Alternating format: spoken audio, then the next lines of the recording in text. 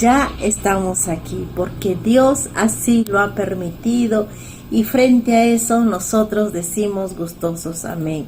Bienvenidos queridos hermanos, amigos, visitas, personas que quizás estaban de paso por aquí, pero se encontraron con este programa en donde estudiaremos la Biblia, la palabra de Dios para estos tiempos predominantes, donde tú verás el desenlace final de la historia como ya el Señor lo tenía escrito siglos, años atrás, y nosotros, su pueblo, estamos enterados de todos estos acontecimientos. Por eso desde ya estamos preparados y listos para el encuentro final con nuestro Maestro. Queridos, bienvenidos una vez más a cada uno de ustedes. Vamos a estudiar la lección 18 para el sábado 30 de abril del año 2022. Traicionado y traspasado. Seguimos con esta visión panorámica de todo el sufrimiento y las injusticias que pasó nuestro Señor Jesucristo en esta tierra por ti y por mí. Valoremos este esfuerzo. Extraigamos las más ricas enseñanzas, pongámoslos en práctica y no dejemos en ningún momento que este sufrimiento y sacrificio de nuestro Maestro, que estaba plenamente planificado, pase por alto. Dios te bendiga grandemente. Vamos a orar. Gracias, Padre amado, por este momento tan especial, Señor, de podernos encontrar con cada uno de tus hijos de diferentes lugares. Padre Santo, es una obra tan maravillosa que tú haces al reunirnos en un solo sentir, en un aula, Señor, espiritual. Bendícenos a nosotros como alumnos, bendice al Maestro que has tomado como instrumento, Señor. Bendice a todo tu pueblo, ayúdanos a permanecer fieles, a seguir en esta lucha, Señor, que tenemos diaria para conservar nuestra corona, Padre Santo. Gracias por tu amor y misericordia hacia nosotros, a nuestros familiares, a nuestros vecinos, a nuestros amigos. Te lo encomendamos también, Señor, nombre por nombre, tú los conoces. Dejamos este estudio en tus benditas manos, en el precioso nombre de Cristo Jesús. Amén. Mis hermanos, bienvenidos al estudio bíblico. Las gracias de todo corazón por compartir juntos el Evangelio de Dios. Te comento que este sábado 7 de mayo estaremos ayunando nuevamente. Es nuestro ayuno de cada primer sábado en el mes. Yo te contaba el otro día que nosotros ayunamos el primer sábado de cada mes, ¿cierto? Muchos ya lo están haciendo un hábito en sus vidas y estamos muy contentos por eso. Nuestra preparación continúa. El pueblo de Dios sigue por los caminos del Señor, orando, ayunando, clamando por nuestra iglesia, pidiendo por la salud de nuestros hermanos, guardando los 10 mandamientos, guardando el sábado. Es que pronto viene Cristo. El Señor viene en las nubes y nuestros ojos están puestos en Jesús. Así que te invitamos, mi querido amigo, a estudiar junto a nosotros el mensaje de Dios. Déjate guiar por la palabra del Señor. Vamos a reflexionar juntos sobre la cruz del Calvario y también sobre los sufrimientos que padeció nuestro Señor por la humanidad. Cristo ya hizo su parte. Ahora nos toca a nosotros hacer la nuestra. Hoy estudiaremos la lección número 18, cuyo título es Traicionado y traspasado. El tema tiene 3 hermosos subtemas que vamos a desarrollar. El primero es la piedra angular en Sión. El segundo, el precio de la traición. Y el tercero, consecuencia de la crueldad y la injusticia. Vamos a desarrollar esta hermosa lección. La primera interrogante dice, según la profecía, ¿qué misión maravillosa iba a realizar el Salvador por la humanidad sufriente? ¿Cómo llama el Nuevo Testamento al mensaje que Isaías describe como buenas nuevas? Vamos a estudiar el libro de Isaías, capítulo 61, versículos del 1 al 3. El Espíritu del Señor Jehová está sobre mí, porque me ha ungido Jehová. Me ha enviado a predicar buenas nuevas a los abatidos, a vendar a los quebrantados de corazón, a publicar libertad a los cautivos y a los presos abertura de la cárcel, a proclamar el año de la buena voluntad de Jehová y día de venganza del Dios nuestro, a consolar a todos los enlutados, para ordenar a los que hacen duelo en Sión, para darles gloria en lugar de ceniza, óleo de gozo en lugar de luto, manto de alegría en lugar del espíritu angustiado, y serán llamados árboles de justicia, plantío de Jehová, para gloria suya. Lucas capítulo 4, versículos del 17 al 19 dice: y le fue dado el libro del profeta Isaías, y abriendo el libro, halló el lugar donde estaba escrito: el Espíritu del Señor está sobre mí, por cuanto me ha ungido para dar buenas nuevas a los pobres, me ha enviado para sanar a los quebrantados de corazón, para predicar libertad a los cautivos y a los ciegos vista, para poner en libertad a los quebrantados, para predicar el año agradable del Señor. Mateo capítulo 4 versículo 23 dice: y recorrió Jesús toda Galilea, enseñando en las sinagogas de ellos, y predicando el evangelio del reino, y sanando toda enfermedad y toda dolencia en el pueblo. A ver, ¿por qué dice la interrogante que la humanidad es sufriente? Mira, para comprender nuestra realidad, tenemos que mirar al inicio. Tenemos que mirar al Génesis o al origen, como se entienda mejor. Cuando Dios creó la tierra, la hizo sin mancha, la hizo sin defecto. No había imperfección, no había error allí. Esa creación perfecta la presentó el Señor al universo. Todo estaba colocado en un extraordinario orden y cumplía el propósito de Dios. Todo funcionaba en perfecta armonía. Todo era paz. No había conflicto ni enfermedad que afligiera al hombre ni a la bestia.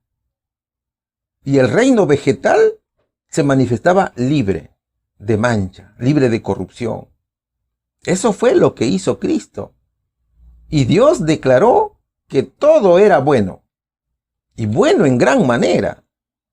En la tierra no había rastro de pecado, ni mucho menos imperfección, hasta que Satanás se entrometió en la creación. Satanás tentó a Adán y Eva, y cayeron. El enemigo, que ya en el cielo había manifestado su deslealtad y fue expulsado, habló mentiras de Dios y engañó a los seres creados, y ellos escucharon y creyeron. Es allí donde ingresa el pecado, y con el pecado entró todo el sufrimiento, entró la degradación, las enfermedades, el miedo, los dolores, las aflicciones, etc. Todas las maldades que vemos hoy, todo lo que tú observas diariamente en el mundo, son consecuencias del pecado. Fíjate, mi amigo, el enemigo de Dios hizo hombres y mujeres sus prisioneros y los reclama como suyos. Ellos están sujetos a su autoridad. Ellos están como súbditos. Y eso es por causa del pecado. O sea, los hizo esclavos del pecado. Pero Cristo sabía que ningún ser creado sería capaz de ser el intercesor del hombre. Ni siquiera los ángeles. Tenía que ser el mismo creador quien defendiera a su creación. Entonces Jesús entró en fiero conflicto y luchó con Satanás duramente. Y lo venció, mis hermanos. Jesús era el único que podía librar al ser humano que estaba esclavizado por Satanás, que estaba esclavizado por el pecado cometido por Adán y Eva. Entonces, Cristo permitió que Satanás probara todos sus artificios contra él. El diablo había tentado a los ángeles en el cielo y los había engañado.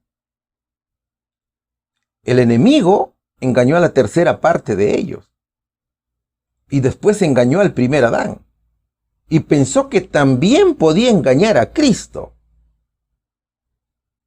El diablo pensó que cuando viniera Cristo, él fácilmente lo podía engañar,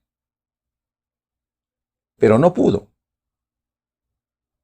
El Señor vendría a rescatar al hombre y se daba a conocer a través de los profetas. Y el profeta Isaías es uno de ellos que anticipa la misión del Creador en la tierra. El Espíritu del Señor Jehová está sobre mí, porque me ha ungido, me ha enviado a predicar buenas nuevas a los abatidos, a vendar a los quebrantados de corazón, a publicar libertad a los cautivos y a los presos abertura de cárcel, a proclamar el año de la buena voluntad de Jehová, dice Isaías capítulo 61, versículo 1 y 2. En el verso encontramos dos cosas muy importantes que debemos tomar en cuenta. Por cuanto me ha ungido, dice el verso. El ungido es Cristo, ¿cierto? De él escribe el profeta. Jesús fue ungido para poder llevar a cabo la obra de sanidad interna. Él tiene la unción. La palabra de Dios dice que la unción pudre todo yugo. No hay enfermedad en el corazón que Él no pueda sanar. Me ha enviado, dice el verso. ¿Quién envió a Jesús? Es Dios. Es que Dios está en todo lugar y conoce a los quebrantados de corazón. Y Jesús vino a sanar a los quebrantados de corazón. Ahora, observa que el verso es también específico. Allí dice que el Señor no vendría a lucirse con los altos líderes de la época. Él no vino a complacer las curiosidades de los escribas, de los sacerdotes, de los escritores, de los científicos, o quizás de los gobernantes, incluso hasta de los campesinos. No. Su misión y obra era específica. Eran los pobres, era dar las buenas noticias a los cautivos. Eran los ciegos, los presos. El Señor vino a sanar a los quebrantados de corazón. Los quebrantados de corazón son aquellos que lloran, que se afligen, que se lamentan. Y las buenas noticias es el Evangelio. Es el reino de Dios. Es la palabra de Dios. ¿Ves? El verso también dice que ha venido a proclamar el año de la buena voluntad de Jehová. Es el inicio de la gracia. Así como en Israel celebraban el año del jubileo, también el Señor comenzaría el periodo de liberarnos de toda deuda. Es el periodo de la libertad, donde la justicia triunfará sobre la opresión y los injustos sufrirán castigo y la justicia de Dios. El año agradable del Señor es cuando somos restaurados y puestos en libertad. Es el año en que aceptamos a Jesús como nuestro Mesías. Es el año en el cual se reconoce la necesidad de un Salvador y la aceptación de que vamos a servirle, a alabarle, a adorarle, a honrarle, a buscarle y a obedecerle por el resto de nuestra vida. Eso dice la profecía. Ahora, Lucas capítulo 4 versículos del 17 al 19 va a confirmar la profecía de Isaías. Mira, el momento esperado para el cumplimiento de la profecía había llegado. Jesús se encontraba en Nazaret de Galilea, donde había pasado la mayor parte de su vida y la gente lo conocía. Jesús siempre había adorado junto a sus hermanos en la sinagoga. Allí en la sinagoga se reunían y compartían las profecías mesiánicas. Y ahora llegaba después de un largo tiempito, porque había iniciado ya su ministerio. Y el pueblo había escuchado de él. El Señor era famoso por sus obras que hacía. Por lo tanto, la expectativa era grande. El ambiente estaba lleno de gente. Había muchos familiares. Hasta su madre y sus hermanos estaban allí. Era un hermoso sábado donde se congregaban a pasar el hermoso día santo del Señor. Cristo ocupó su lugar entre los adoradores. Entonces, el anciano leyó la profecía de Isaías con referencia a la venida del Mesías y exhortó erróneamente a la gente a tener paciencia, porque faltaba poco para que el Salvador llegara y destruyera a los enemigos de Israel y estableciera además su reino glorioso, que acabara con esos abusivos romanos. Para ellos, Cristo aparecería a la cabeza de los ejércitos para librar a Israel, montado en caballo con una espada en la cintura, con muchas guerras en su haber. O sea que se habían ideado un rey militar y político. Solo que Jesús, el Mesías, tenía una misión muy distinta a la que ellos se habían inventado. La profecía no hablaba de ese tipo de Mesías. El Mesías vino a sanar al quebrantado de corazón. Ese sábado, que estaban en la sinagoga de Nazaret, pidieron a Jesús que tomase parte del culto y le dieron el libro del profeta Isaías y lo comenzó a leer. El Espíritu del Señor está sobre mí, por cuanto me ha ungido para dar buenas nuevas a los pobres, me ha enviado para sanar a los quebrantados de corazón, para predicar libertad a los cautivos y a los ciegos vista, para poner en libertad a los quebrantados, para predicar el año agradable del Señor. Esa fue la profecía que Cristo estaba leyendo a todos los presentes en la sinagoga. Luego enrolló el libro y lo entregó al ministro. Aquel de quien escribieron los patriarcas y profetas estaba frente a la multitud como exponente vivo. Sus palabras conmovieron a los oyentes con un poder que nunca antes habían sentido. Qué bonito, ¿verdad? Imagínate estar frente a Jesús y escuchar que te habla y tú le miras. Todos los presentes, movidos por el Espíritu Santo, respondieron con un fuerte amén y alabaron a Dios. Luego de entregar los rollos, dijo: hoy se ha cumplido esta profecía delante de vosotros. Había llegado el tiempo de la gracia y de salvación. Había llegado el momento del rescate. Antes que el pecado creara la necesidad, Dios había provisto el remedio.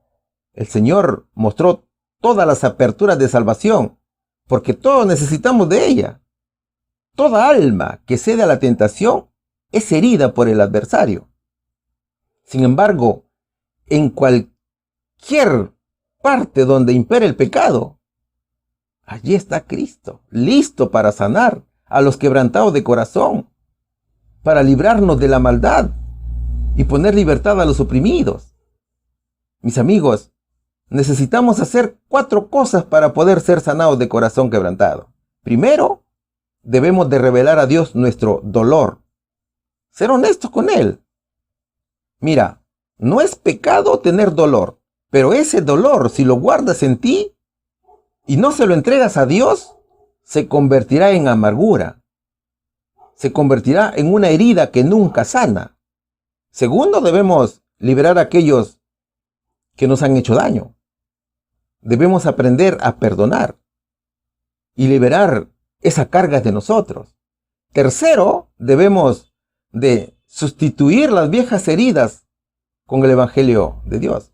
Muchas veces los pensamientos del pecado están allí torturándonos y por retenerlos no abrimos paso a la palabra de Dios.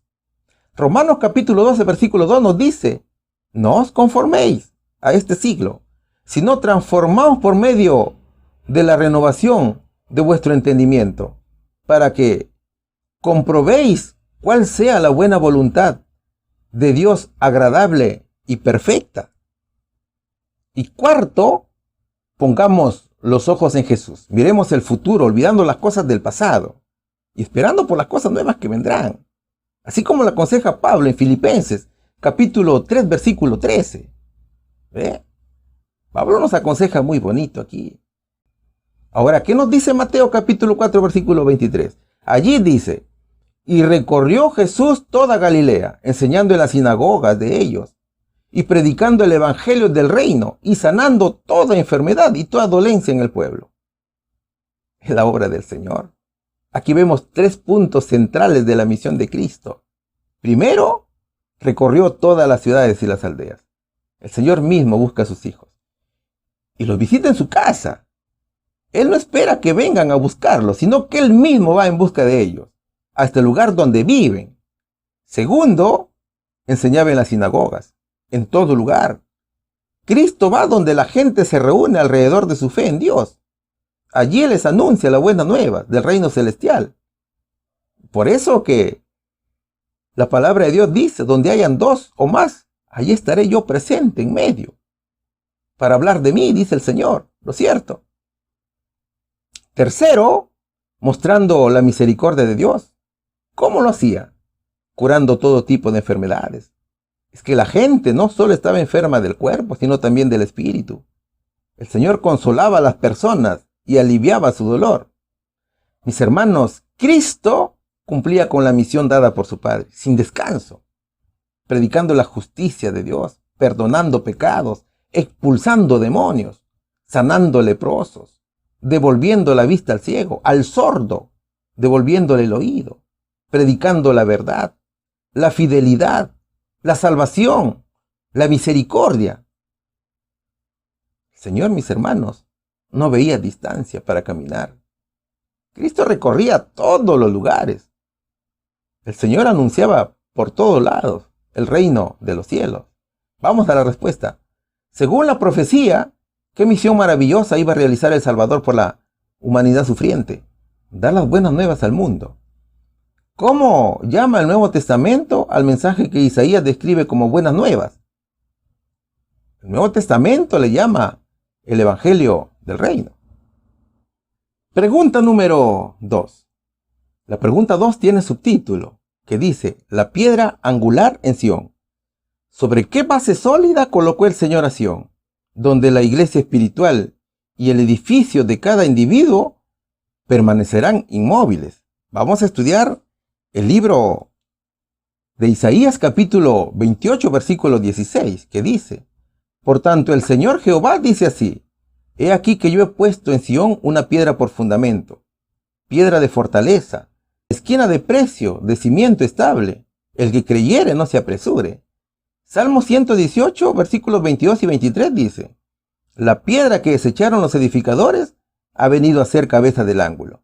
De parte de Jehová es esto. Es maravilla en nuestros ojos. Lucas capítulo 20 versículo 17 dice: mas él mirándolos dijo: ¿qué pues es lo que está escrito? La piedra que desecharon los edificadores, esta ha venido a ser cabeza del ángulo. Siglos antes del advenimiento de Cristo, de la primera venida de Jesús, Moisés había señalado la roca de la salvación de Israel, la única base firme y verdadera, que es nuestro Señor Jesucristo. Él es el fundamento de nuestra vida. Y solo con una base segura y estable se puede construir algo duradero. Todo aquello que no se edifica sobre Cristo, con seguridad terminará en ruinas. A Sión se le conoce como la ciudad de David. Sión es sinónimo de Jerusalén. Y el profeta Isaías hace una mención a una piedra como fundamento. ¿Quién es esa piedra? La piedra es Jesús. Esta profecía anuncia la venida del Mesías. Cristo es la piedra que Dios puso por fundamento en Sión.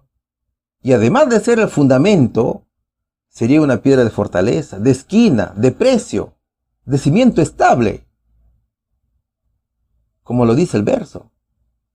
Primero, el Mesías es una piedra de fortaleza, o sea, piedra probada. ¿Por qué piedra probada?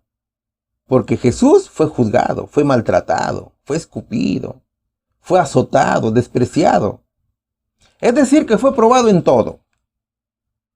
Y demostró que era el Hijo de Dios. Segundo, porque Él es piedra de esquina. Cristo es una piedra angular. La piedra angular es la que hace esquina en una estructura, juntando y sosteniendo dos paredes, de modo que ambas pueden quedar entrelazadas. El Señor es la principal piedra del ángulo. Salmo 118, versículo 22, lo llama la cabeza del ángulo. Isaías profetiza que Dios colocaría como fundamento en Sión una piedra probada, o el precioso ángulo de un fundamento seguro. Tercero, tenemos una piedra de precio. Jesús es una piedra muy preciosa, de valor incalculable. Cristo no solo es el fundamento de la iglesia, sino de la fe de los patriarcas y también de los profetas. Entonces, aquel que crea en el Señor no será perturbado. Podrá estar tranquilo, no andará desorientado por allí.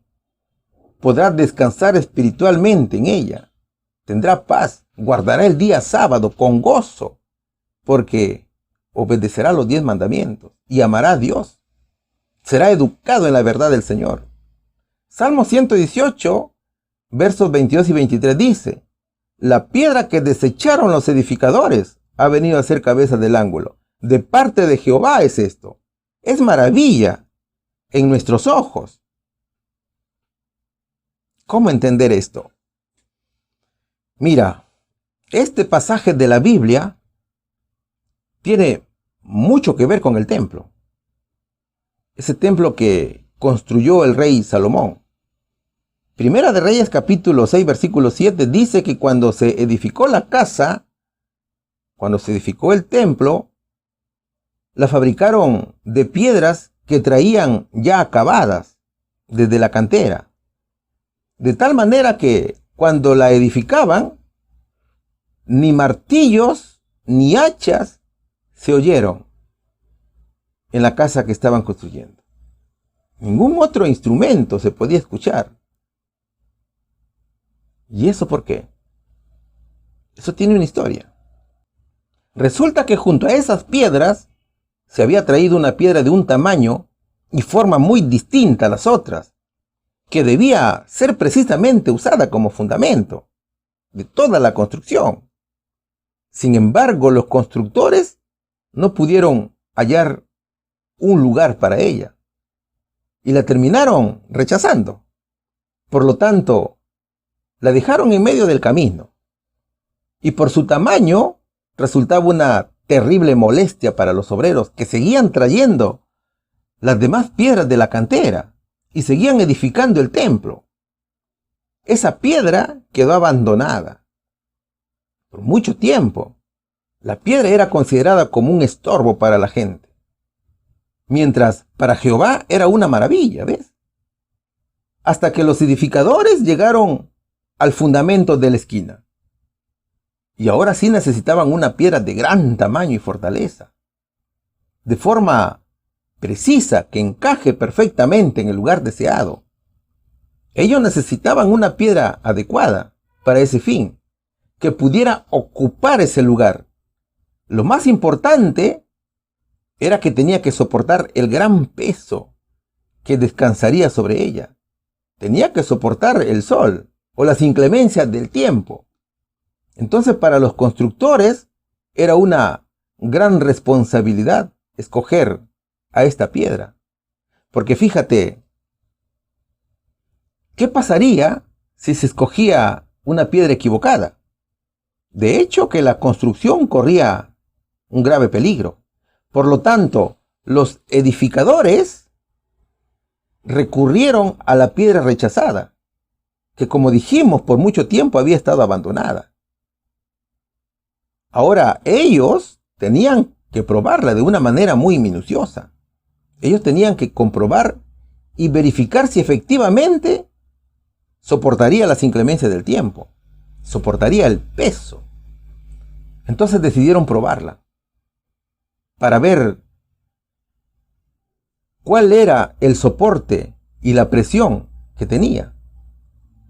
Si la piedra soportaba esta última prueba, los edificadores la aceptarían como piedra de esquina. Luego de hacerle las pruebas, concluyeron que era la piedra ideal. La piedra era adecuada para ocupar ese lugar. Y la llevaron a su lugar asignado. Y los edificadores comprobaron que esa piedra ocupaba su lugar de manera exacta y precisa. Entonces, esta piedra angular rechazada por los edificadores fue símbolo del Señor Jesús. Y esa historia la conocían los judíos. Por eso que Lucas capítulo 20 versículo 17 dice: mas él mirándolos dijo, ¿qué pues es lo que está escrito? La piedra que desecharon los edificadores, esta vino a ser cabeza del ángulo. Cristo ante los ojos de los judíos no era agradable. Por eso que no lo querían, sino que lo despreciaban, lo odiaban, lo rechazaban. Pero a los ojos de Dios era una maravilla. Todo lo hecho por Cristo era del agrado de Dios, porque Él se había sometido estrictamente a Dios. Esa es la razón de su simbolización con la piedra desechada por los edificadores. ¿Quiénes eran los edificadores? Eran los líderes judíos. ¿Quién era el templo? El pueblo de Dios. ¿Quién era la piedra rechazada? Era Cristo. Y el mismo apóstol Pedro nos dice algo muy bonito. En su primera carta, capítulo 2, versículos del 4 al 5. Acercándose a él, piedra viva, desechada ciertamente por los hombres, mas para Dios escogida y preciosa. Vosotros también como piedras vivas sed, edificaos como casa espiritual y sacerdocio santo, para ofrecer sacrificios espirituales, aceptables a Dios, por medio de Jesucristo. Mis hermanos, Cristo es el fundamento de nuestra fe. El Señor Jesús es el fundamento de la iglesia, donde todo lo que se construya sobre su base nunca fracasará, sino que vivirá para siempre. ¿Cuál sería la respuesta? ¿Sobre qué base sólida colocó el Señor a Sión? Donde la iglesia espiritual y el edificio de cada individuo permanecerán inmóviles, sobre la base de nuestro Señor Jesucristo, mis queridos hermanos. Pregunta número 3. ¿Pudieron los enemigos del Salvador reconocer sus méritos en el gran beneficio de la humanidad? ¿Qué dirían de él? Vamos a estudiar Salmos, capítulo 89, versículo 51, y también capítulo 74, versículo 22. Porque tus enemigos, oh Jehová, han deshonrado los pasos de tu ungido. Levántate, oh Dios, aboga tu casa, acuérdate de cómo el insensato te injuria cada día. Mateo capítulo 26, versículos 64 y 65 dice: Jesús le dijo, tú lo has dicho, y además os digo que desde ahora veréis al Hijo del Hombre sentado a la diestra del poder de Dios y viniendo en las nubes del cielo. Entonces el sumo sacerdote rasgó sus vestiduras diciendo: ha blasfemado. ¿Qué más necesidad tenemos de testigos? He aquí, ahora habéis oído su blasfemia. Cristo se siente afligido y desamparado. Pero, en verdad, su Padre pues no lo había desamparado. El enemigo se aprovechaba de cada oportunidad para dominar las mentes de los hebreos y sembrar en ellos la desconfianza hacia Jesús. Por ejemplo, ¿por qué crees que los judíos levantaban falsos testimonios a Jesús? Porque el diablo se aprovechó de la oscuridad en la cual se había sumergido el pueblo de Dios y les impuso la idea del Mesías violento y guerrero. Y cuando Jesús predicaba el amor al prójimo, hubo desacuerdo. Entonces el enemigo sembró en ellos el odio. para que acusaran y testificaran falsamente contra el Señor Jesús. Como Cristo no vino con toda la majestad de un rey creado en sus mentes. O sea, mira, al haber desacuerdo, hubo egoísmo, hubo envidia, porque Jesús era la encarnación de la pureza y ellos eran impuros. La envidia era en todo sentido. Ellos envidiaban a Jesús porque él era varón de integridad, era un varón inmaculado, que había venido para estar en medio de la degradación y el mal. Todo para salvarnos del pecado. Al Señor lo envidiaron porque su vida no estaba en armonía con los deseos de los judíos. A la gran mayoría de los hebreos les fastidiaba la luz. Claro, los instrumentos del diablo eran los líderes, pero el autor era Satanás. Entonces, toda esa maldad impuesta por el enemigo en los corazones de los hijos de Dios no les permitía conocer los grandes méritos en beneficio de la humanidad. ¿Te das cuenta? Así lo profetizan los salmos propuestos.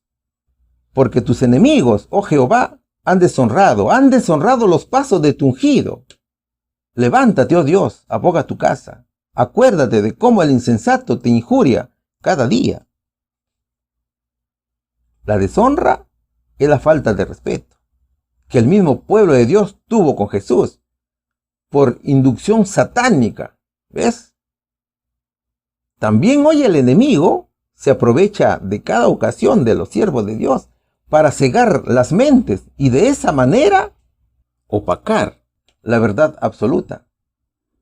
¿Usted cree que por qué existen las divisiones en la iglesia? Porque el diablo está listo para aprovecharse de la más mínima debilidad de nuestros hermanos, para sembrar en ellos la duda. Y de ese modo hace que exista mucha falta de comprensión de la palabra de Dios, especialmente de las profecías. Al igual que lo hubo en tiempos del Señor Jesús. Es que así trabaja el enemigo. Mira, resulta que se estaba llevando a cabo el juicio a Jesús y el Señor guardaba silencio a todas las acusaciones que llegaban de uno y otro lado. Jesús ya había sido interrogado por Anás y ahora estaba frente a Caifás. A pesar de los falsos testimonios que decían, yo puedo destruir el templo de Dios y en 3 días reedificarlo, nada podían probarle al Señor. Era evidente que los testigos falsos estuvieron presentes cuando Jesús dijo, refiriéndose a él mismo, destruid este templo y en 3 días lo levantaré. Claro, el Señor se estaba refiriendo a la resurrección después de 3 días, pero ellos lo distorsionaron de una manera maliciosa y mentirosa. Además de eso, también lo acusaban de despreciar las tradiciones judías, o sea, de expresarse y hablar mal de muchos de sus ritos. Finalmente, sus acusadores se enredaron en sus mentiras y el sumo sacerdote entró en desesperación.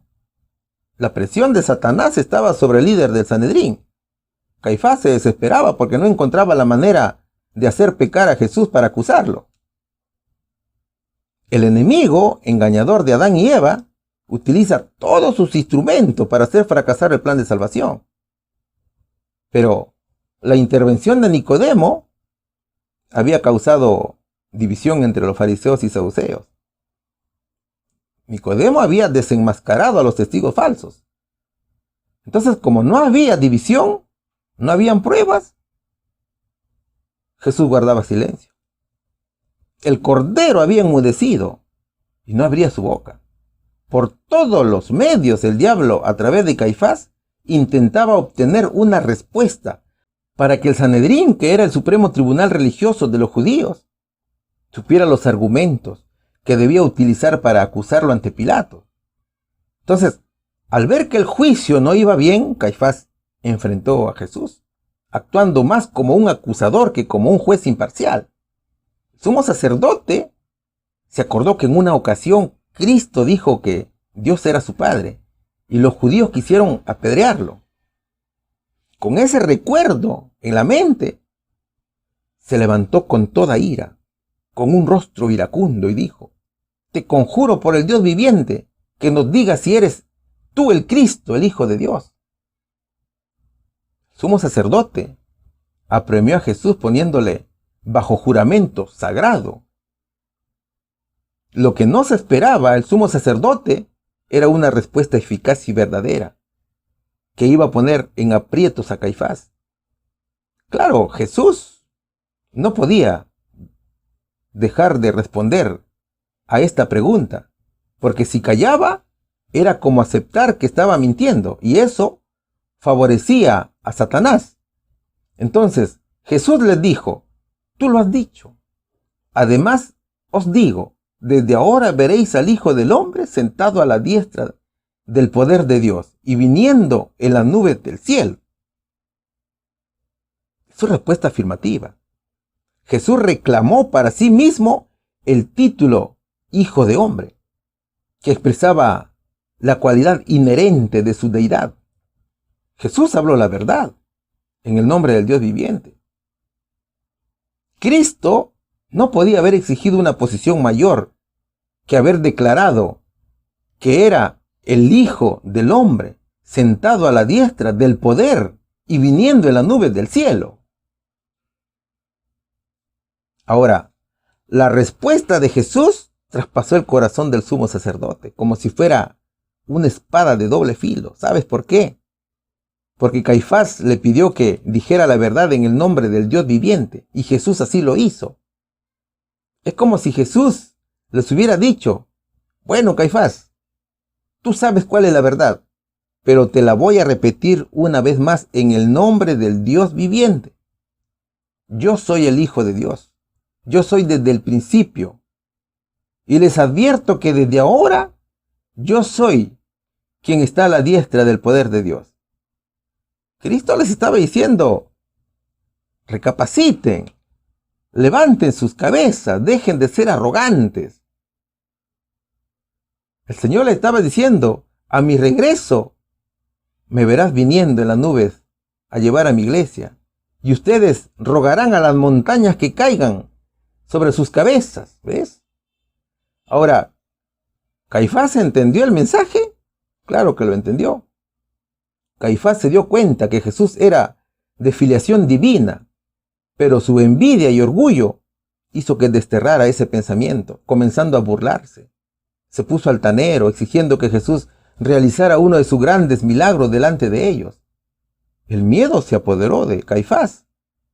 Es que, a pesar que el sumo sacerdote conocía la palabra de Dios, a pesar que ellos se consideraban los únicos y verdaderos intérpretes de las profecías, no se daban cuenta que tenían el corazón en tinieblas. Y con sus actitudes habían negado la doctrina de la resurrección, la doctrina del juicio investigador y de una vida futura también, que estaban descritas en las profecías de Daniel. Por lo tanto, se negaba a creer que un día sería juzgado por el mismo Jesús, a quien injustamente estaba juzgando en la tierra. Él sabía que estaba siendo injusto con un inocente, y su lugar era el infierno junto a Satanás y sus demonios. Entonces, Caifás se sintió enloquecido por una furia satánica. Estaba herido por su orgullo. No podía aceptar esa respuesta. Tal punto que para convencer a la gente que estaba totalmente indignado, rascó su manto y pidió condenar a Jesús por blasfemia. ¿Qué más necesidad tenemos de testigos?, dijo. He aquí ahora, habéis oído su blasfemia, ¿qué les parece? Entonces mira, los líderes religiosos hicieron parecer que aquel que hablaba la verdad era blasfemo. O sea, Jesús, quien hablaba la verdad, era blasfemo, era mentiroso. Sin embargo, los verdaderos blasfemos eran ellos. Los judíos, que eran los verdaderos blasfemos, los verdaderos mentirosos, parecían como gente que defendían la verdad. Es por eso que no podían reconocer los méritos de Jesús como beneficio para el mundo, ¿ves? Mis hermanos, el diablo trabaja de esa manera. El enemigo hace aparecer la verdad como mentira y a la mentira como si fuera una verdad. Es por eso que ves confusión en el mundo. Es por eso que ha hecho que mucha gente guarde el domingo en lugar del sábado. ¿Sabes por qué? Porque hace aparecer el sábado como un día que solo fue dado para los judíos, cuando la verdad es que el sábado es el día santo del Señor, y guardarlo es reconocerlo como nuestro Creador, y también reconocerlo a Cristo como nuestro Dios. ¿Cuál sería la respuesta? ¿Pudieron los enemigos del Salvador reconocer sus méritos en el gran beneficio de la humanidad? No, mis hermanos. ¿Qué dirían de él? Que era un blasfemo. Pregunta número 4. El subtítulo dice: el precio de la traición. Además del terrible hecho que alguien traicionaría y vendería al Mesías, ¿qué más relata la profecía exactamente? Vamos a estudiar el libro de Zacarías, capítulo 11, versículos 12 y 13. Y les dije: si os parece bien, dadme mi salario, y si no, dejadlo. Y pesaron por mi salario 30 piezas de plata. Y me dijo Jehová: échalo al tesorero, hermoso precio con que me han apreciado. Y tomé las 30 piezas de plata y las eché en la casa de Jehová al tesorero. Mateo capítulo 26, versículo 14 al 16 dice: entonces uno de los 12, llamado Judas Iscariote, fue a los príncipes de los sacerdotes y les dijo: ¿qué me queréis dar? Y yo os lo entregaré. Y convinieron con él por 30 piezas de plata. Y desde entonces buscaba oportunidad para entregarle. A ver, Satanás había engañado a Judas y le indujo a pensar que era uno de los verdaderos discípulos de Jesús. Sin embargo, su corazón era carnal, era codicioso. Judas vio los milagros de Jesús, había estado con él durante todo su ministerio y sabía que Jesús era el Mesías. Pero en lugar de amar a Jesús, amaba el dinero. Un día se puso iracundo porque María de Betania derramó sobre Jesús un perfume muy costoso, en agradecimiento por tan hermoso milagro de resucitar a su hermano Lázaro de entre los muertos. Y para ella nada parecía caro cuando se trataba de su Salvador. Y claro, como era de esperarse, Judas se puso furioso, porque para él ese perfume debió venderse y dar el dinero a los pobres. Sin embargo, a él no le interesaban los pobres, sino que quería robarse ese dinero. Esa actitud de Judas fue reprochada por Jesús. Entonces, la ira de Judas preparó el camino para que la tentación de Satanás hallara fácil acceso a su corazón.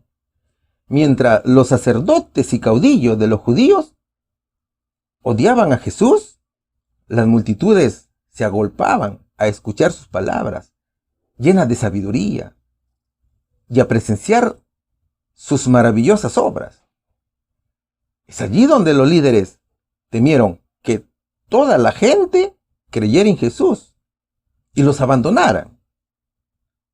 O sea, ellos tenían dos opciones. Uno, perder sus cargos, y el otro era condenar a muerte a Jesús. Eso era lo que tenían ellos. Y eso lo sabía Judas. Judas conocía el temor de los líderes de perder sus cargos. De hecho, que quien obraba por medio de Judas era Satanás. Y ese mismo día que Jesús reprendió a Judas por tratar mal a María de Betania, Judas visitó a los sacerdotes y a los principales para ofrecer a Jesús.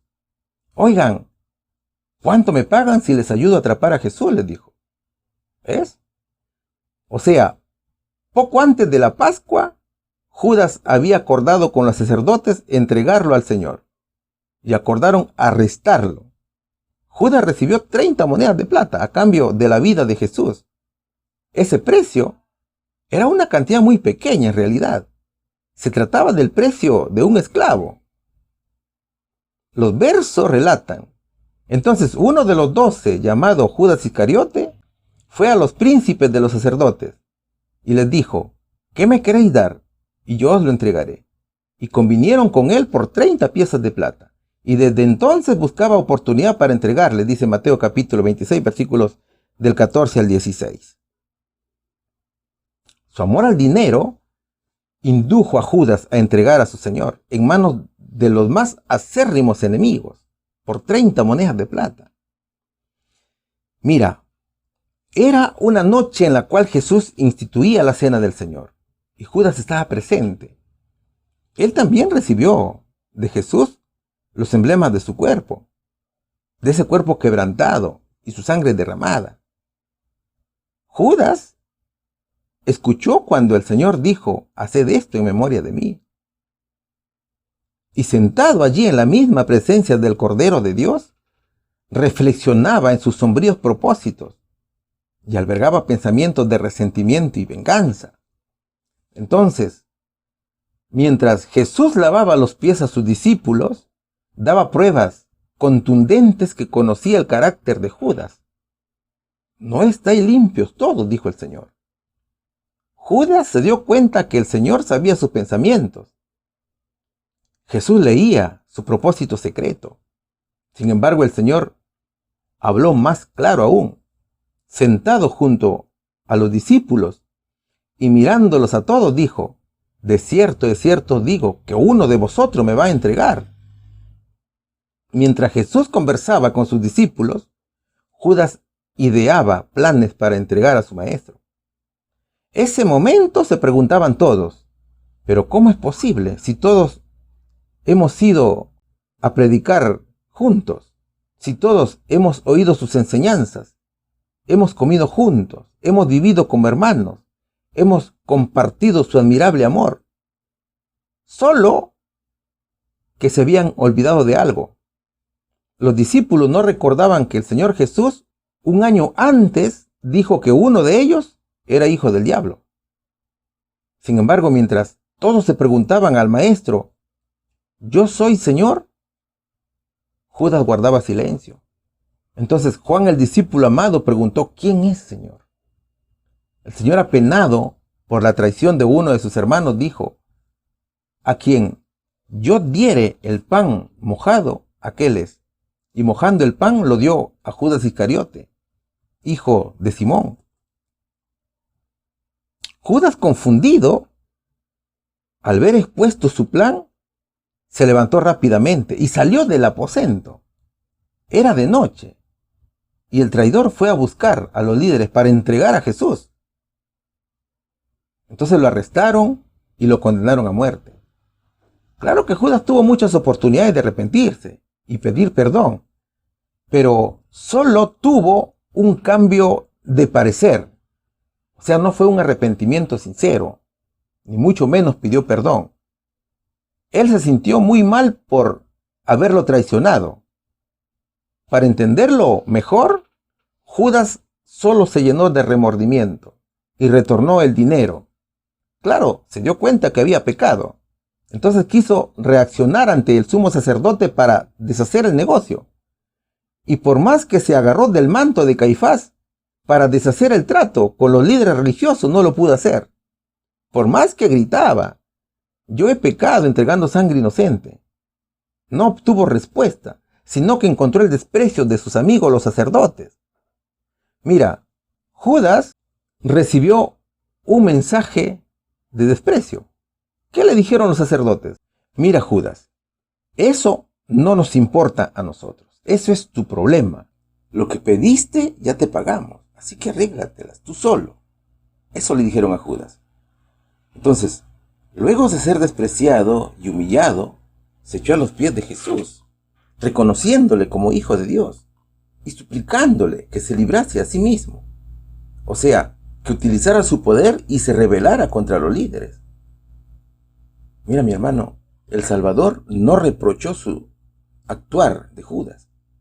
Cristo tampoco lo condenó, sino que de nuevo miró con compasión al traidor y le dijo: para esta hora he venido al mundo. La gente se asombraba de la respuesta del Señor hacia Judas. Sin embargo, Pronto sería derramado su castigo. Es que la paga del pecado es muerte, ¿cierto? Jesús en muchas oportunidades había enseñado las consecuencias del pecado. Pero, ¿cuál sería aquí la consecuencia de este horrendo pecado de Judas?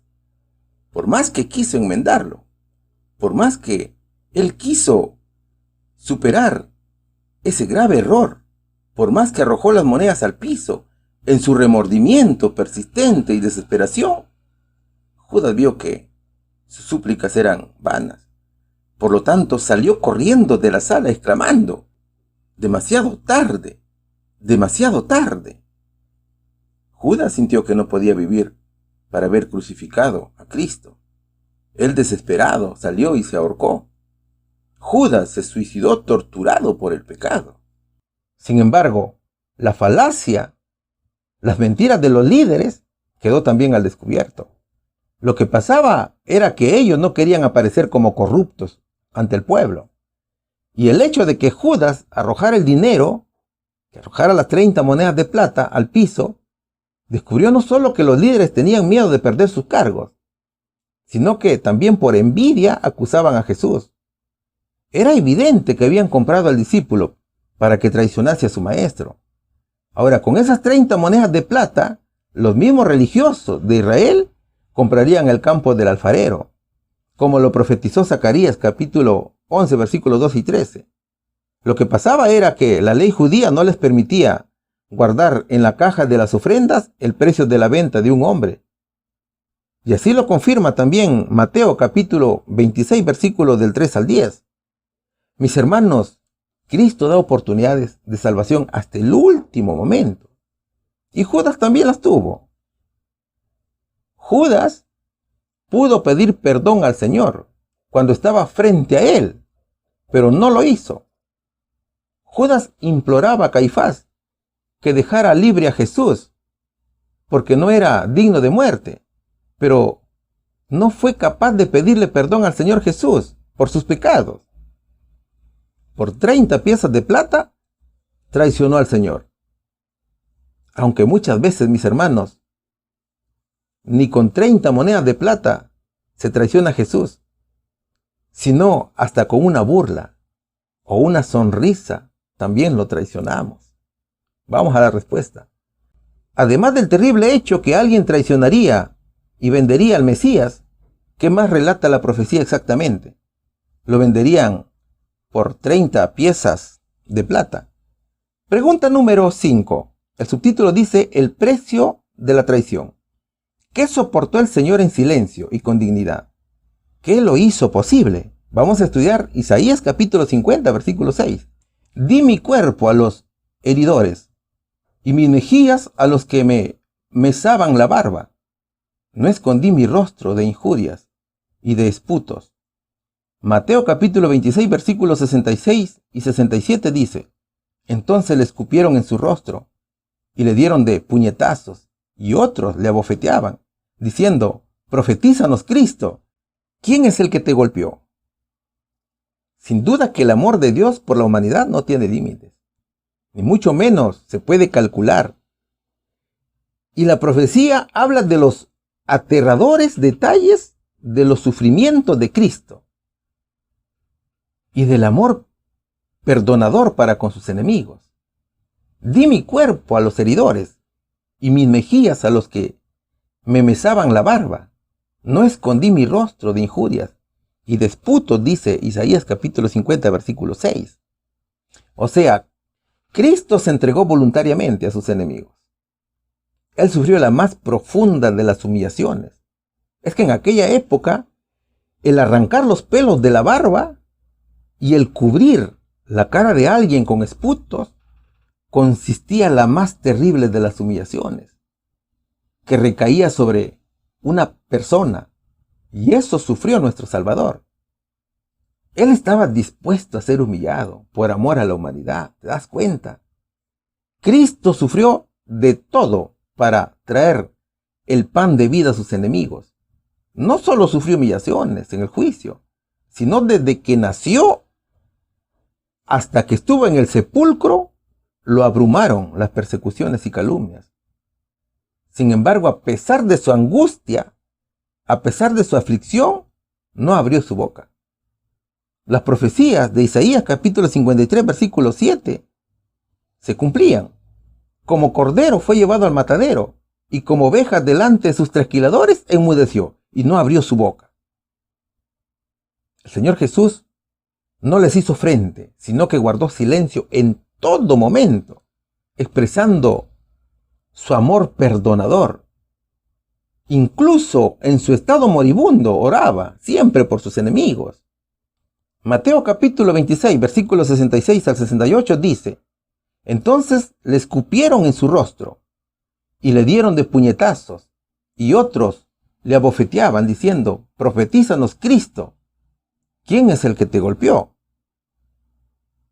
Si recordamos un poquito, cuando Jesús era tentado en el desierto, Satanás quería señales. El enemigo pedía a Jesús una demostración o confirmación de que es Dios. Y le dice que convierta las piedras en pan, o sea, que haga un milagro. ¿Qué más le dijo? Le dijo que se lance del pináculo para que Dios mande a sus ángeles y lo libre. O sea, que presuma que es el Hijo de Dios. Por último, le muestra todos los reinos. El diablo quiere sobornar a Jesús con la finalidad que lo adore, ¿cierto? Pero el Señor soportó todo. Le dio una paliza al maligno y triunfó. Esas tentaciones fueron también una preparación para otras pruebas similares, en el fondo, pero con mucha violencia física. A ver, Cristo, adivina quién te pegó, le decían de una manera despectiva. Es decir, al igual que Satanás le exigía pruebas y milagros, también los judíos en repetidas ocasiones le pedían a Jesús demostrar su naturaleza divina. Le exigen que haga una señal. Y le advierten que sin señal no creerían a lo que él dijera. ¿Ves? ¿Quién estaba allí? Era el mismo Satanás, pero transformado en humanos. Sin embargo, Cristo no cedió a sus propósitos. ¿Sabes por qué? Porque si complacía sus demandas, pecaba. Era como obedecer al enemigo. Es por eso que el Señor guardaba silencio. Si te das cuenta, el Señor nunca hizo su obra por presión de los líderes. En muchas ocasiones los judíos le habían pedido señal para creer en Él, pero el Señor no lo hizo. Sin embargo, cuando la gente se humillaba ante Él, cuando la gente le adoraba, cuando la gente se arrepentía de sus pecados, nuestro Dios sanaba a la gente. Acuérdate de la mujer de Ciro Fenicia, el mismo centurión. Ellos le pidieron al Señor que sanara, que hiciera un milagro por sus vidas, y el Señor los hizo. ¿Ve? Entonces ellos reconocían a Cristo como el Hijo de Dios. Incluso los demonios, cuando eran expulsados de la gente, le llamaban a Cristo Hijo de Dios. Jesús, Hijo del Dios Altísimo, ¿qué vas a hacernos?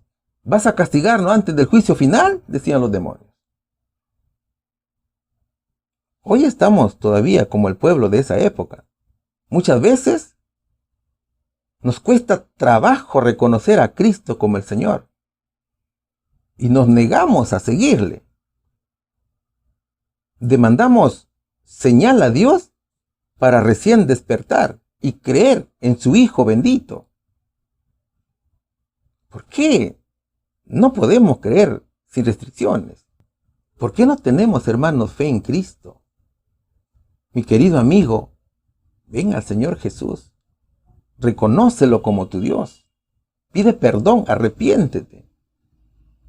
Fíjate que cada día estás dejando pasar algo maravilloso en tu vida. Cada día que pasa, tu corazón se endurece más y más. Hoy, mi querido amigo, es el momento de reflexionar. Jesús está allí listo para escucharte y perdonarte. ¿Cuál sería la respuesta? ¿Qué soportó el Señor en silencio y con dignidad? Insultos y escupe, mis queridos hermanos. ¿Qué lo hizo posible? Su amor perdonador. Pregunta número 6. El subtítulo dice: consecuencias de la crueldad y la injusticia. Un día, ¿qué verán los que azotaron, abofetearon y traspasaron al Salvador? ¿Qué dice la profecía que cambiará entonces en su actitud? Estudiemos Zacarías capítulo 12, versículo 10. Y derramaré sobre la casa de David y sobre los moradores de Jerusalén espíritu de gracia y de oración, y mirarán a mí, a quien traspasaron, y harán llanto sobre él, como llanto sobre unigénito, afligiéndose sobre él, como quien se aflige sobre primogénito. Juan capítulo 19, versículo 37 dice, y también otra escritura dice, mirarán a aquel a quien traspasaron. La Biblia dice que todo pecado tiene sus consecuencias, y Dios iba a castigar la crueldad y las injusticias contra su Hijo. Mira, un día Cristo se paró a contemplar la ciudad de Jerusalén y lloró sobre ella. El Señor lloraba porque veía la ciudad en ruinas. Cristo vio la destrucción final de aquel pueblo culpable de derramar la sangre del Hijo de Dios. Jerusalén, Jerusalén, que matas a los profetas y apedreas a los que te son enviados. ¿Cuántas veces quise juntar a tus hijos como la gallina junta sus polluelos debajo de las alas, y no quisiste? He aquí vuestra casa os es dejada desierta, porque os digo que desde ahora no me veréis, hasta que digáis, bendito el que viene en el nombre del Señor. Esa era la visión de Zacarías. Era el día del triunfo final. También vio la condenación de aquellos que rechazaron a Cristo en su primera venida. Los discípulos veían el odio de los judíos hacia Jesús. Lo que no veían era a dónde los conduciría ese odio. Los discípulos no comprendían la situación real en la que se encontraba Israel, ni los sucesos que iban a acontecer sobre la ciudad de Jerusalén. Y derramaré sobre la casa de David y sobre los moradores de Jerusalén espíritu de gracia y de oración. Y mirarán a mí, a quien traspasaron, y harán llanto sobre él, como llanto sobre unigénito, afligiéndose sobre él, como quien se aflige sobre primogénito.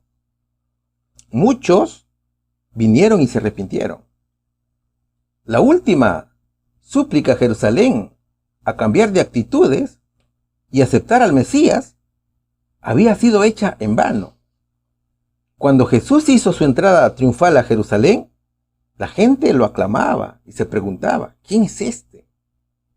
Es Jesús, el profeta de Nazaret de Galilea, decían otros. Sin embargo, los líderes incrédulos, los sacerdotes y gobernantes no lo aceptaban como voz inspirada, sino que con mucha ira y asombrados trataron de callar a la gente y denunciaron a Jesús como el cabecilla de una rebelión. Lo acusaron de pretender apoderarse del templo y establecer su reino en Jerusalén, donde él sería el rey. Cuando los romanos lo interrogaron a Jesús, el Señor les dijo que su reino no era terrenal y pronto iba a ascender a su Padre. Y sus acusadores no le verían más hasta que volviese en gloria. Pero sería demasiado tarde para reconocerlo y salvarse. Por eso que Juan capítulo 19, versículo 37 relata. Y también otra escritura dice, mirarán a aquel a quien traspasaron. Cristo ya había muerto. Y para cerciorarse que efectivamente lo estaba, un soldado le traspasó una lanza y al instante salió agua y sangre. Con esto se cumplió la profecía. Fue tal odio que lo que querían era desaparecer al Mesías y pensaron que matándolo la gente se olvidaría de él. Pero se equivocaron. Muchos vinieron a él porque la gracia de Dios había llegado a todo el mundo. Aún hoy vivimos en gracia por la misericordia de Jesús, y dentro de poco se cumplirá lo escrito en Apocalipsis capítulo 1 versículo 7. He aquí que viene en las nubes y todo ojo lo verá, y los que le traspasaron y todos los linajes de la tierra harán lamentación por él. Sí, amén, dice el verso. Sí, mis hermanos, dentro de muy poquito tiempo, todos aquellos que se burlaron del Señor, aquellos que lo escupieron, los que le pegaron, se levantarán de los sepulcros, pero no para salvación, sino para ser avergonzados y para recibir su condena. Esa condena que es el lago que arde con azufre. Allí estarán junto a Satanás y sus demonios. Allí estará Caifás, Anás, Herodes, Pilato y muchos más. Ese día, aquellos que en su momento pensaron ser mejores que Jesús, se lamentarán y llorarán. Se arrepentirán. Sin embargo, todo lo que hagan por remediar sus pecados ya no servirá, porque la gracia se habrá terminado. Mis hermanos, sigamos aprendiendo de Jesús. Oremos para que Dios quite el orgullo, la envidia y el egoísmo de nuestro corazón. Contemplemos con mucho fervor a aquel a quien traspasaron nuestros pecados y oprimieron nuestras tristezas. Todo nuestro esfuerzo debe ser en mejorar nuestro carácter, nuestro comportamiento. Aunque es difícil, pero con la ayuda de Dios, lograremos testificar con nuestro comportamiento, con nuestras conductas al Señor Jesús, aquel quien murió en la cruz por nuestros pecados. ¿Cuál sería aquí la respuesta? Un día, ¿qué verán los que azotaron, abofetearon y traspasaron al Salvador? Verán el triunfo final y la condenación de aquellos que rechazaron a Cristo en su primer advenimiento. ¿Qué dice la profecía que cambiará entonces en su actitud? Se lamentarán de haberlo rechazado, mis queridos hermanos. Pregunta número 7. ¿Qué ocupará el lugar de las enormes acciones injustas contra el Hijo de Dios? Vamos a estudiar Zacarías capítulo 12, versículos del 11 al 14 y también capítulo 13, versículo 1. En aquel día habrá gran llanto en Jerusalén, como el llanto de Adadrimón en el valle de Megido, y la tierra lamentará, cada linaje de por sí, el linaje de la casa de David por sí, y sus mujeres por sí, el linaje de la casa de Natán por sí, y sus mujeres por sí, el linaje de la casa de Leví por sí, y sus mujeres por sí, el linaje de Simeí por sí, y sus mujeres por sí, todos los otros linajes, los linajes por sí, y sus mujeres por sí.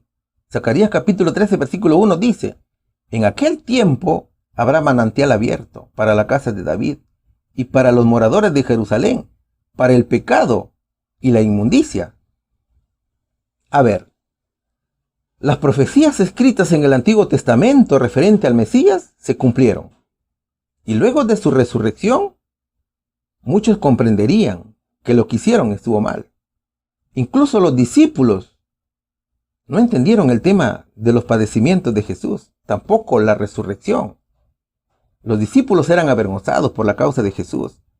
Sin embargo, después de la resurrección, el Señor apareció a sus discípulos cuando caminaban a Emaús, y comenzando desde Moisés y todos los profetas, les iba interpretando en todas las escrituras las cosas referentes a él mismo. Claro, ellos no se daban cuenta de quién estaba con ellos. Era el Señor, pero sus corazones se conmovían, su fe se reavivó. El cambio de temor que había en ellos desapareció cuando vieron a su maestro resucitado. Dios estaba con su verdadero pueblo y vino hacia ellos el gran consolador, el Espíritu Santo. ¿Ves? Que nosotros lo conocemos como la lluvia temprana. Eso estaba profetizado. Y Zacarías lo dice en el verso 11 del capítulo 12 y también en el verso 1 del capítulo 13. En aquel día habrá gran llanto en Jerusalén. En aquel tiempo habrá manantial abierto para la casa de David y para los moradores de Jerusalén, para el pecado y la inmundicia. Es que por un lado se iba a consumar la prevaricación profetizada por Daniel, es decir, se produciría la muerte del Mesías, y por otro lado, a partir de la resurrección, habría un sincero arrepentimiento y millones de personas se volverían a los caminos del Señor. Entonces, Así como los primeros discípulos no comprendían los mensajes de ese momento, también en los últimos tiempos muchos no comprenden el mensaje final. Y llegaría el momento de la luz para este tiempo final, para recibir al Señor Jesucristo. Por ejemplo, el caso de Guillermo Miller. ¿Ves? ¿Cuánto sufrió Guillermo Miller para interpretar las profecías? Claro, el apóstol Pablo también predicaba la venida de Cristo, pero no para ese tiempo, sino para un tiempo lejano. Entonces, mira, en estos últimos tiempos se observará en cada alma del pueblo de Dios un escudriñamiento a profundidad del corazón, con todo arrepentimiento, con llanto, con oración, con lamento y ayuno. Así como lo estudiamos en el interrogante anterior. Claro que la gracia siempre ha estado presente desde que el hombre cayó en pecado. Sin embargo, cuando vino el Señor Jesús, estableció su reino de gracia en la tierra. Y es a partir de allí que muchos han venido a Cristo con mucha fe y mucho fervor, reconociéndole como el Mesías y predicando cada sufrimiento por nosotros. Y tanto judíos como gentiles han sentido un gozo enorme en cada estudio. Mis hermanos, jamás nos desviemos de los caminos de Cristo.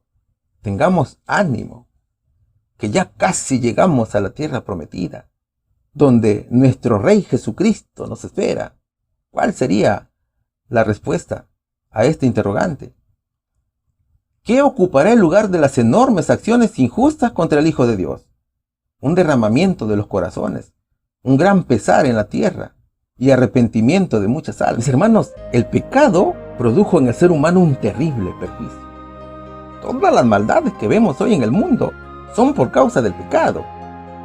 El pecado malogró todo. Es por eso que vemos una degradación total del ser humano en todo sentido. En su salud, en su estado físico, en su tamaño, en los valores éticos, ¿ves? El enemigo ha tomado a hombres y mujeres como sus prisioneros y los reclama como suyos. Jamás creas, mi amigo, que el pecado es algo que no se debe tomar en cuenta. No. Todo aquel que se aparta de los caminos de Dios se sujeta a la autoridad del diablo. Entonces, como pecadores que somos, debemos someternos y fundamentarnos en la piedra angular que es Cristo. El Señor vino a morir por nosotros y pagó toda nuestra deuda en la cruz. Es que esa era la única manera de poder redimir al hombre. Nosotros ahora somos deudores de Cristo. ¿Ves? El Señor fue traicionado por Judas Iscariote por 30 piezas de plata. Ese fue el precio de la traición. Todos los males del mundo fueron cargados sobre los hombros de nuestro Mesías y Él los llevó a la cruz. Todo por amor a la raza caída. Mis hermanos, hubo mucha injusticia contra Jesús. Cristo desde que nació era humillado y burlado de distintas maneras. Pero Él nunca pagó mal por mal. Por el contrario, mostró su amor perdonador hacia sus enemigos. Claro, esas injusticias tendrían sus consecuencias, porque todo pecado tiene consecuencias, ¿cierto? El Señor le dijo a sus acusadores cuando lo estaban juzgando: además les digo que desde ahora verán al Hijo del Hombre sentado a la diestra del poder de Dios y viniendo en las nubes del cielo. Mientras Dios enviaba un Salvador eterno, los judíos esperaban un Salvador terrenal, un Salvador con armas, que los librara del yugo opresor. Los judíos no aceptaron que Cristo los reprendiera por sus vicios, por su incredulidad. Hoy podemos estar como aquellas personas. Mi querido amigo, cuando veas llegar a uno de nuestros hermanos a darte el hermoso mensaje de Cristo, ábrele las puertas, siéntete feliz y acepta la palabra de Dios. Reflexionemos en cómo fue el actuar del pueblo de Dios en la antigüedad para no cometer los mismos errores. Recibamos a Cristo como nuestro Salvador personal. Que Dios nos ayude y nos ilumine. Y permita que pasemos un hermoso santo sábado. Dios les bendiga, mis hermanos, en el nombre de Jesús. Amén. Muy agradecidos a cada uno de vosotros por su sintonía, su paciencia, su comprensión. Estamos trabajando para ti, por ti, porque tenemos ese agrado de servir en las filas de nuestro Señor Jesucristo. A todo el ejército, hay una particularidad de las personas que ven este programa. Todas son misioneras, sí. De una u otra manera están tratando de extender el mensaje, y es impresionante cómo me encuentro con personas que el Señor ha bendecido tanto por los años de experiencia, que portan en sus cabellitos de esa coronita vestida de esos lazos hermosos de plata. Ellos son unos grandes misioneros que nos dicen: estoy compartiendo el video, estoy llegando a otras personas. Qué bonito, hermanos, qué bonitos, qué preciosas joyas del Señor. Dios os bendiga grandemente. Sigamos trabajando, y ese es la motivación, el ánimo que tener es predicar a los demás, hablar a los demás, servir a los demás y decirle que Cristo viene pronto. Dios os bendiga a todos. Vamos a despedirnos con una oración. Aquí estamos, Señor, despidiéndonos por tan solo un momento, unos días. Pronto nos volveremos a reunir según tu gracia bendita. Te agradecemos infinitamente por la comprensión de tu palabra. Ahora ayúdanos a poner en práctica, Señor.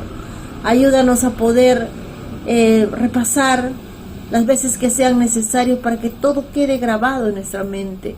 Ayúdanos a compartir también las verdades.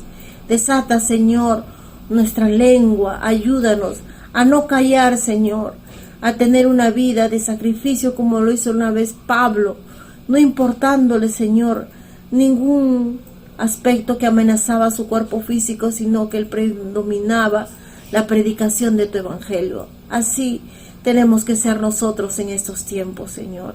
Gracias por tu amor infinito, porque nos amas y lo sentimos en cada instante de nuestras vidas. Dejamos a todos tus hijos bajo el poder de tu gracia. Tu misericordia sea con ellos y sean prosperados grandemente en todo lo que emprendas, Señor. Tú estés con ellos. Donde sus manos toquen, Señor, todo sea bendecido. Donde sus pies lleguen, también bendice el lugar, las personas que los rodean.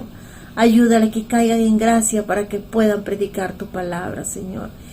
Te dejamos añorando el próximo encuentro en el precioso nombre de Cristo Jesús. Amén.